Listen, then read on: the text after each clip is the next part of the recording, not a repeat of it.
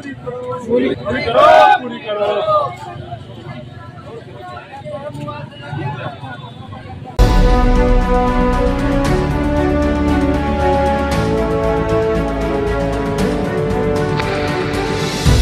फिर से आंदोलन कर रहे हैं, क्या वजह होगी? पता नहीं, बड़ा दुख के साथ कहना पड़ रहा है कि हम लोग का 12 मार्च 2024 का कैबिनेट से घोषणा हुआ, उसका नोटिफिकेशन भी निकल गया और उसके बाद जो है फिर 9 जुलाई को जो है विभाग के द्वारा एक चिट्ठी निकाल दी जाती है कि अभी कुछ कारणों से जो है अभी इन लोगों का जो प्रक्रिया है उसको जो है अगले आदेश तक के लिए स्थगित किया जाता है। जब हम लोग विभाग में भी पता किए तो पता नहीं चल रहा है कि आखिर किनके आदेश पर हुआ है। आखिर मान लीजिए कि कोई तो आदेश किए होंगे ना, तो कुछ उस तरह का हम लोग को बताया नहीं गया है, सिर्फ बोला गया है कि नहीं अगले आदेश तक के लिए आप लोग को रोका गया है।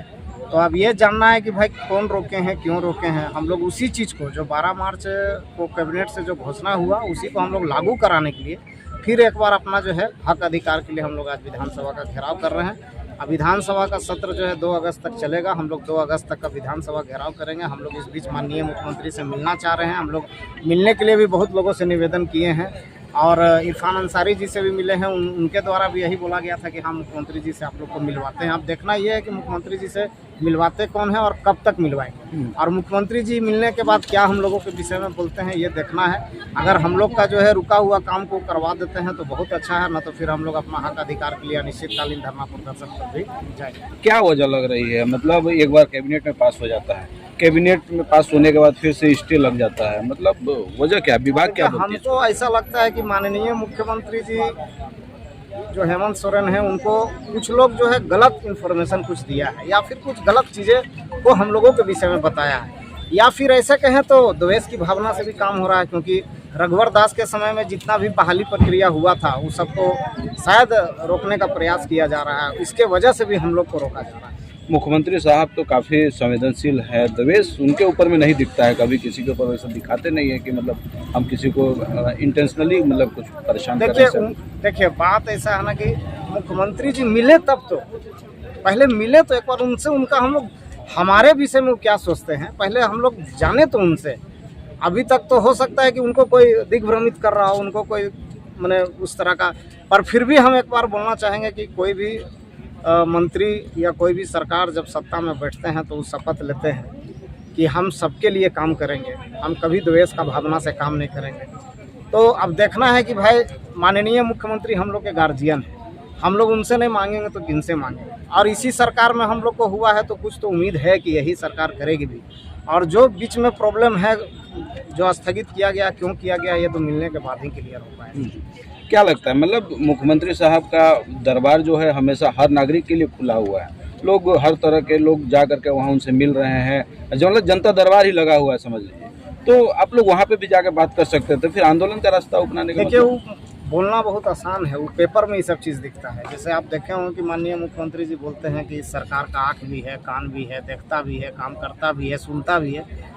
पर आप खुद एक बार आजमा के देख लीजिए कि कोई आम इंसान वहाँ पे जाता है तो इतनी प्रक्रिया है कि मुख्यमंत्री तक पहुँच नहीं सकता। वहाँ पे पहुँचने के बाद जो है तरह तरह का बात पुलिस प्रशासन के द्वारा बोला जाता है कि आप अंदर से फ़ोन करवाइए, तो आप कोई बड़ा पैरवी लेके आइए। आसान नहीं है।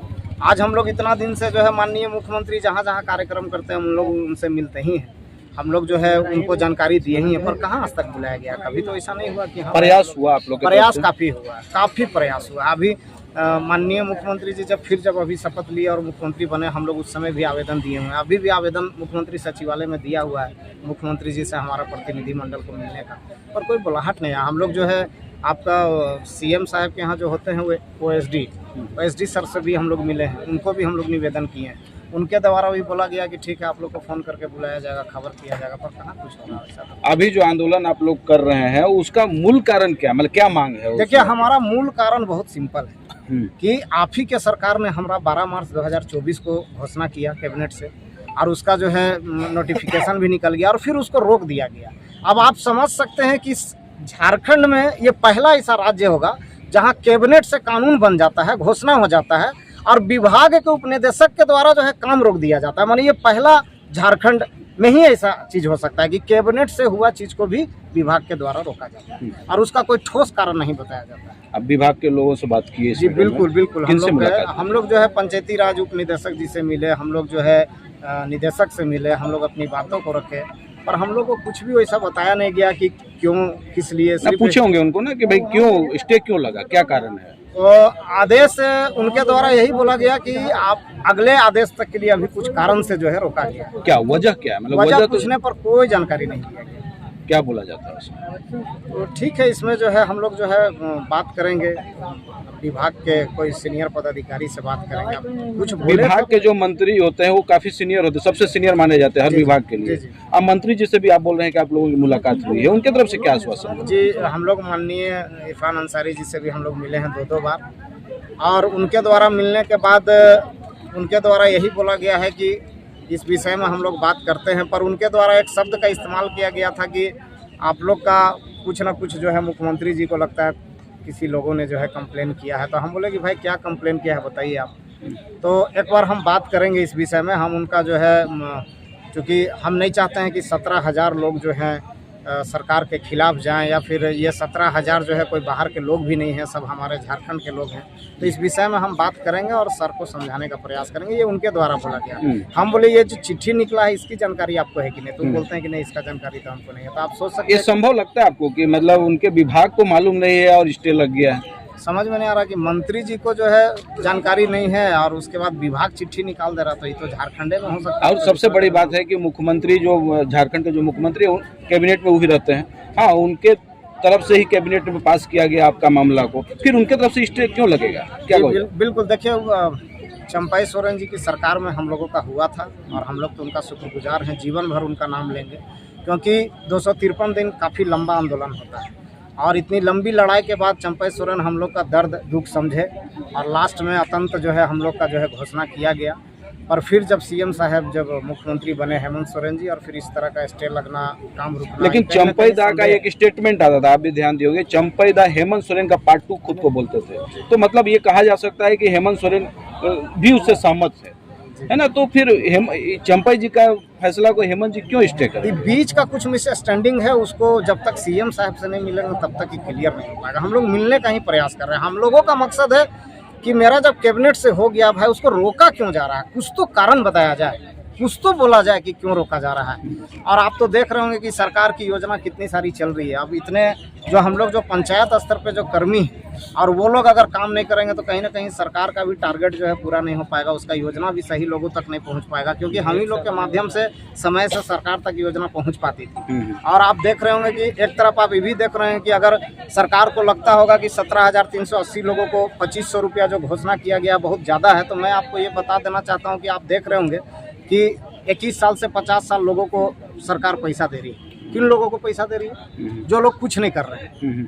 50 लाख लोगों को देने का टारगेट है पहला राउंड। उसके बाद आप देख रहे होंगे कि सरकारी कर्मचारियों को जो है 60,000 का मोबाइल दिया जा रहा है, 3,000 रुपया का जो है उसको रिचार्ज करने के लिए दिया जा रहा है। तो ये सब पैसा आ कहाँ से रहा? मैंने हम लोग जैसा गरीब आदमी, हम लोग जैसा बेरोजगार आदमी जो सरकार का काम को करते हैं, सो हम लोग का बेरोजगारी को छीन लिया जा रहा है। और बताइए, सरकारी जो पदाधिकारी हैं, सरकारी लोग जो हैं, उनको जो है सरकार सब सुविधा दे रही है। अभी आप देख रहे होंगे कि कहीं बाहर में भी जो है कुछ मजदूर फंसे हुए थे, जिसको झारखंड सरकार वापस लाई और उन लोगों को बोला गया कि यहीं पे रोजगार देना है। तो जो लोग रोजगार कर रहे हैं उसको आप बेरोजगार कर रहे हैं, जो बाहर में जो फंसे हुए हैं उसको आप यहाँ ला के रोजगार दे रहे हैं। समझ में नहीं आ रहा कि सरकार कर क्या रही है, करना क्या है। स्टे लगने को आप लोग बेरोजगारी मान के चल रहे हैं कि मतलब हम लोग को बेरोजगार किया? बिल्कुल बिल्कुल, अभी तो यही ना है। और भी कई वजह हो सकती है। रोजगार दे के और स्टे लगा देना मैंने रोजगार छीनने के बराबर है। तो हम तो यही कहेंगे कि सरकार रोजगार दे रही है कि रोजगार छीन। मतलब स्टे लगने से आप लोगों को काम में भी रोका जा रहा है क्या विभाग में? बिल्कुल, अभी पूरी तरह से स्टॉपेज है।